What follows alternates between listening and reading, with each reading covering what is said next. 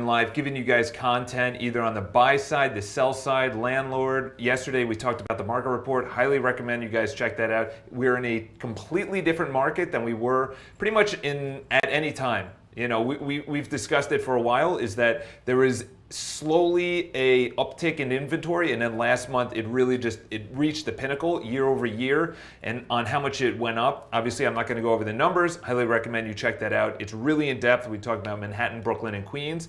And I had to follow up today, obviously, with the importance of feedback as a seller, as anyone actually. If you're a buyer, if you're a seller, a landlord, you know, a renter, it doesn't really matter. The importance of feedback is that the market is the market is the market. Okay, so I'm gonna say that forever. You know, the market chooses what your home is worth, or the market chooses what you're gonna pay for that home. So if you're a buyer and you're going out and you're saying, you know what, I want a 2-bedroom, under $1 million condo in the West Village, it's not gonna happen. Okay, it's probably going to be a walk-up. It's going to be a co-op. It's going to be small. It's going to be on the 5th floor. You might need to do work. It's the reality of the situation, and it's the exact same thing. And I think that's the importance of a real estate agent, or a good real estate agent. We should start there. Is that the importance of a good real estate agent is that they're going to give you that feedback. All right, so I had a pitch yesterday and walked into the home, and we've already sold 2 other homes recently this year in the building, and we got really good pricing for that. And I said, listen, I just put out a market report this morning. I'm going to forward it to you. Watch it, listen to the numbers, and I'm also going to say that if you want to maximize the amount of money that you want to make, there's 2 things you have to focus on. Number 1 is obviously objectively looking at the comparables in the marketplace. A lot of people, and I understand, is that it's an emotional process, number 1. Number 2, it's an emotional decision to actually price it where you want to price it. So a lot of people say, well, it's my home, or it's special, or it's an open kitchen, or I recently renovated it. But it's not really recently renovated if it's 15 or 20-year-old renovation. So I walked in, and obviously the number 1 question they have, what is this worth? What is this worth? They're going to take it, they're going to move to another state, and they're probably going to just live there forever. So they're selling their primary residence, moving out of going to Ohio. So I said, let's start with the marketplace. So the marketplace right now, it's in July, it's a little bit different. So I said, you have to understand that July is a little bit different than September, okay? We could try for September, but if we try for September, this is my feedback. And I'm looking at this objectively. They're looking at this subjectively, because they've lived there for, I think, almost 25 years. They've lived there for almost 25 years. Imagine that. You're living in something for 25 years. The amount of dreams and you know, memories and items you've collected, and the renovations and the painting and the floor and all these things that you've added to the house, is I'm coming in there objectively. Why? Because the buyer's coming in there objectively. The buyer is walking into your house and saying, I just saw 15 other homes. They're all around the same price range, and they're all around the same size. And I'm walking into your house with a clear mind saying, this could be my home. How do I see this? So the first set of feedback is actually in the beginning, before you actually put it on the marketplace. Because after you put it on the marketplace, it's really hard to repaint or remove furniture. Yeah, you could do that, but that's all before. Okay, so I walked in, gave them the market report, and then I said, listen, if you want me to be honest, I'm only going to be honest because I want to maximize the amount of money.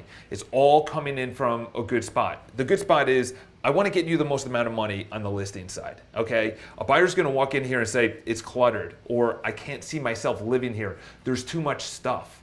You know, for the 2 other homes in that building, I said the exact same thing. I said, you have to actually clear out all the things that are not necessary. You have to be able to flow through the apartment. What furniture impedes that? What unnecessary couches do we have here? Are there too many paintings on the wall? Is there, you know, religious or political items that you detract their eyeballs away from the actual home? We're selling a home. We're selling a lifestyle. We're not selling your stuff. This isn't a yard sale. You know, that's actually kind of good. I'm going to use that. Because it's not. You walk in and you say, how can my couch, how can my table, how can my kids or my business grow from this home? How can I make money on the back end of this? And that all goes into the price. So you have to understand when you list it is that, and I've actually said this many times, is that imagine you, and we've done this, where we've walked out of the house and I said, okay, we wait outside the house, me and the homeowners, and I say, pretend you're a buyer. Pretend you're buying this home. Pretend you never lived here. Close your eyes, imagine that. Okay, let's walk through this home. So when you walk through the home, you say, okay, what's the first thing that you see? They're like, wow, those pots and pans are, I'm like, okay, so the pots and pans have to go.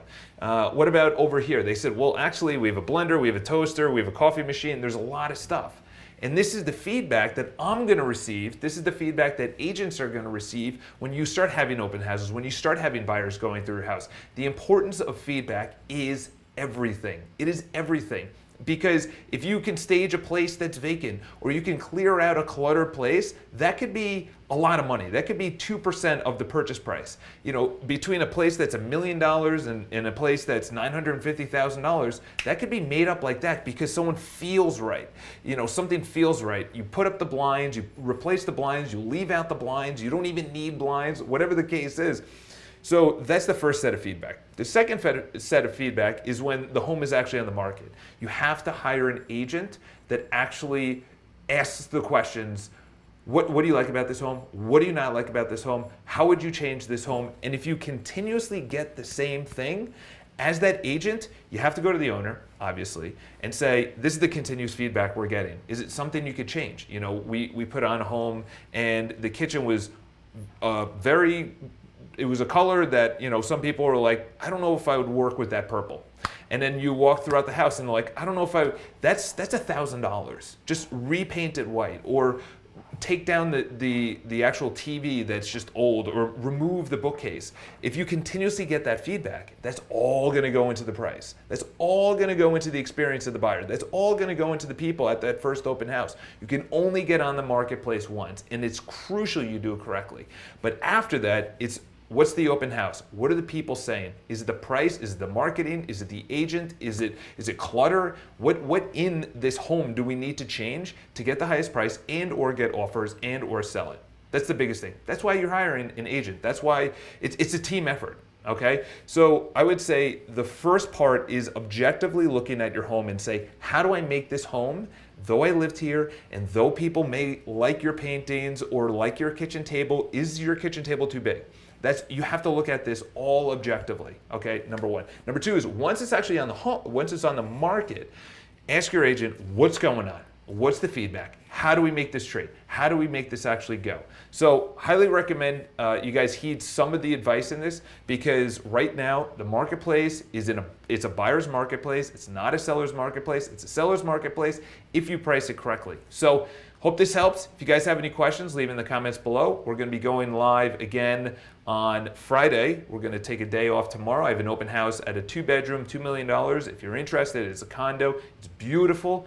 And from there, we're going to be putting on a couple other homes, but we're going to be waiting because right now we want some of the inventory to get absorbed. So if you're a seller, highly recommend you have to do everything in your power to change things and price it correctly. If you're a buyer, you're kind of on the, well, you know what, I have my choice and I would buy now, because there's a lot of people outside the city, there's a lot of people that are traveling, there's a lot of people that are pushing off their buying experience, and you don't want that inventory to get absorbed, because when that inventory gets absorbed, pricing is going to go up. It's going to happen. All right. So hopefully this was helpful. If you guys have any questions, leave in the comments below. Again, we're going to be going live on Friday. The 4 shows that we do every single week. Number 1 is buyers. Number 2 is sellers. Number 3 is for the agents. And number 4 is probably a hot topic, you know, street easy, or, you know, tax plans, or something that people are talking about in the marketplace. So have an awesome day. Talk to you guys soon. And